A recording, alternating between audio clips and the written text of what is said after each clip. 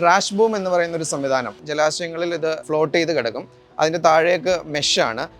വെള്ളത്തിൻ്റെ ഒഴുക്കിനെ തടസ്സപ്പെടുത്താത്ത രീതിയിൽ ജീവികൾക്കൊന്നും അവരുടെ ആവാസ വ്യവസ്ഥയ്ക്കൊന്നും തടസ്സമാവാത്ത തരത്തിൽ ഈ ട്രാഷ് ബൂം നമുക്ക് ജലാശയങ്ങളിൽ ഡിപ്ലോയ് ചെയ്യുക എന്നുള്ളതാണ് പ്ലാസ്റ്റിക് ഫിഷർ ചെയ്തു വരുന്നത്. പ്ലാസ്റ്റിക് ഫിഷർ എന്ന് പറയുന്നത് ജലാശയങ്ങളുടെ മലിനീകരണം തടയുക എന്ന ലക്ഷ്യത്തോടെ പ്രവർത്തിച്ചു വരുന്ന ഒരു കമ്പനിയാണ്. ഇതിന്റെ ആത്യന്തികമായ ലക്ഷ്യം എന്ന് പറയുന്നത് സമുദ്രങ്ങളിലെ പ്ലാസ്റ്റിക് മലിനീകരണം തടയുക എന്നുള്ളതാണ്. സമുദ്രങ്ങളിലെ മലിനീകരണത്തിന്റെ ഉറവിടം എന്ന് പറയുന്നത് നാട്ടിൻപുറങ്ങളിൽ ഉൾപ്പെടെയുള്ള ജലാശയങ്ങൾ, ചെറിയ ജലാശയങ്ങൾ, അവിടെ തള്ളുന്ന പ്ലാസ്റ്റിക് ഉൾപ്പെടെയുള്ള മാലിന്യങ്ങളുമാണ്. അത് ആത്യന്തികമായി ചെന്നെത്തുന്നത് നദികളിലേക്കും തുടർന്ന് കായലുകളിലേക്കും അവസാനം അത് കടലിലേക്കും എത്തിയാണ് ഈ സമുദ്രങ്ങളിലെ 80% മലിനീകരണം സംഭവിച്ചുകൊണ്ടിരിക്കുന്നത്. ഓരോ ദിവസവും വലിയൊരളവ് പ്ലാസ്റ്റിക് മാലിന്യങ്ങളാണ് ഈ രീതിയിൽ നിലവിൽ സമുദ്രത്തിലേക്ക്. നമ്മുടെ കളക്ഷൻ സിസ്റ്റത്തിൻ്റെയൊക്കെ ഭാഗമായിട്ട് അതിൻ്റെ എഫിഷ്യൻസിയിൽ ഉണ്ടാകുന്ന കുറവ് അല്ലെങ്കിൽ ലീക്കേജ്, സാമൂഹ്യ വിരുദ്ധരായ ആളുകൾ എല്ലാ സമൂഹത്തിലുണ്ട്. അപ്പം അങ്ങനെ അവർ തള്ളുന്നതായിട്ടുള്ള മാലിന്യങ്ങളും ഈ രീതിയിൽ ജലാശയങ്ങളിലേക്ക് നിലവിൽ എത്തിപ്പെടുന്നുണ്ട്. ഇത് തടയുക എന്ന ഉദ്ദേശത്തോടു കൂടി പ്ലാസ്റ്റിക് ഫിഷർ 2022 തൊട്ട് തിരുവനന്തപുരം കോർപ്പറേഷനിൽ ഈ പദ്ധതി നടപ്പിലാക്കി വരുന്നുണ്ട്. ഞങ്ങളുടെ കമ്പനിയുടെ മദർ ഇൻസ്റ്റിറ്റ്യൂഷൻ എന്ന് പറയുന്നത് ജർമ്മൻ ബേസ്ഡ് ആണ്. ഇന്ത്യൻ കമ്പനി ബാംഗ്ലൂരാണ്. ട്രിവാൻഡ്രം ഉൾപ്പെടെ ഇന്ത്യയിലെ 7ഓളം നഗരങ്ങളിലാണ് നിലവിൽ ഈ പദ്ധതി നടപ്പിലാക്കി വരുന്നത്. തിരുവനന്തപുരത്ത് അലയൻസ് സർവീസസിൻ്റെയും അലയൻസ് ടെക്നോളജിയുടെയും സസ്റ്റൈനബിൾ ഡെവലപ്മെൻറ്റ് ആക്ടിവിറ്റീസിൻ്റെ സപ്പോർട്ട് എന്നുള്ള രീതിയിലാണ് നിലവിൽ അലയൻസ് ഈ പദ്ധതിയെ കാണുന്നത്, ഇതിനെ സപ്പോർട്ട് ചെയ്തു വരുന്നത്.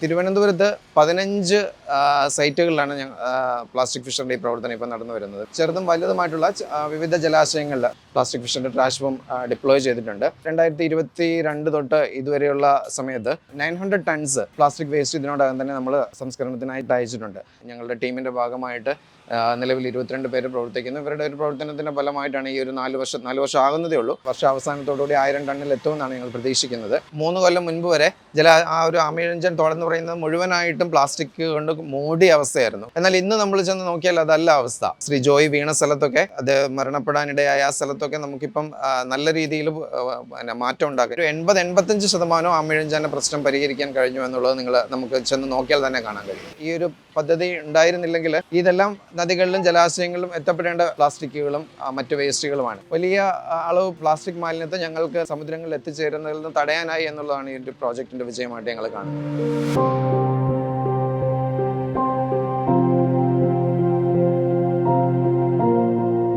കോർപ്പറേഷൻ പരിധിയിലാണ് തിരുവനന്തപുരത്തെ ഈ പ്രോജക്റ്റ് നടപ്പിലാക്കുന്നത്. നിലവിൽ അലയൻസിൻ്റെ ഫണ്ട് ഉണ്ട്. എന്നിരുന്നാലും ഇതിൻ്റെ ഒരു സുസ്ഥിരത ഉറപ്പാക്കണമെങ്കിൽ, കാരണം ഈ ജലാശയങ്ങളിലേക്കുള്ള മാലിന്യത്തിൻ്റെ ഒഴുക്ക് ഇനിയും ഒരു കുറേയധികം കാലഘട്ടത്തൂടെ തുടർന്നേക്കാം. കാരണം നമ്മുടെ ആളുകളുടെ ബിഹേവിയർ, അവരുടെ ശീലങ്ങളിലുള്ള മാറ്റം ഗ്രാജുവലി അത് മാറത്തുള്ളൂ. അപ്പോൾ അതുവരെ ഇത് റൺ ചെയ്യണമെങ്കിൽ തിരുവനന്തപുരം കോർപ്പറേഷൻ്റെ ഒരു സപ്പോർട്ട് ഇതിലേക്ക് ആവശ്യമുണ്ട്. വള്ളക്കടവ് എന്ന് പറയുന്ന സ്ഥലത്ത് ഞങ്ങൾക്ക് ഇതിൻ്റെ സ്റ്റോറേജ് ഫെസിലിറ്റിയും ഡ്രൈയിങ് ഏരിയയും തന്നിട്ടുണ്ട്. കൂടാതെ അത്യാവശ്യ ഘട്ടങ്ങളിൽ വേസ്റ്റ് ട്രാൻസ്പോർട്ടേഷൻ ഒക്കെയുള്ള സപ്പോർട്ടും അതേപോലെ ജൈവ മാലിന്യങ്ങളും ഈ ട്രാഷ് ബൂമിൽ വന്ന് അടിയാറുണ്ട്. അപ്പോൾ അത്തരം വേസ്റ്റുകൾ കൈകാര്യം ചെയ്യുന്നതിന് നമുക്ക് തിരുവനന്തപുരം കോർപ്പറേഷൻ്റെ സപ്പോർട്ടാണ് നിലവിൽ കിട്ടി വരുന്നത്. സ്റ്റെപ്പ് ബൈ സ്റ്റെപ്പായിട്ട് ഓരോ പ്രവർത്തനങ്ങൾ കോർപ്പറേഷനെ ഏൽപ്പിക്കുന്നതിനുള്ള ചർച്ചകളാണ് നിലവിൽ നടന്നു വരുന്നത്. പ്ലാസ്റ്റിക് വേസ്റ്റ് നമ്മൾ ശേഖരിച്ച് ഡ്രൈയിങ് സ്പേസിൽ അത് ഉണക്കിയതിനു ശേഷം ഇവിടേക്ക് കൊണ്ടുവരും. ഇത് MRF ഫെസിലിറ്റിയാണ്, മെറ്റീരിയൽ റിക്കവറി ഫെസിലിറ്റി. ഈ കാണുന്നത് പോലെ ബെയിൽ ബ്ലോക്കുകളാക്കിയതിനു ശേഷം നമ്മളിത് സിമെന്റ് ഫാക്ടറികളിലേക്ക് പ്രോസസ്സിങ്ങിനായിട്ട് അയക്കുകയാണ് നിലവിൽ ചെയ്തു വരുന്നത്. റിസ്ക് ഉള്ള പ്രവർത്തനമാണ്. ജലാശയങ്ങളിൽ ഇറങ്ങണം, അവരുടെ ആരോഗ്യ പ്രശ്നങ്ങൾ ഉണ്ടാവാം. വാക്സിനേഷനുകളെല്ലാം ആദ്യമേ തന്നെ സ്റ്റാഫിന് ഉറപ്പാക്കിയിട്ടുണ്ട്.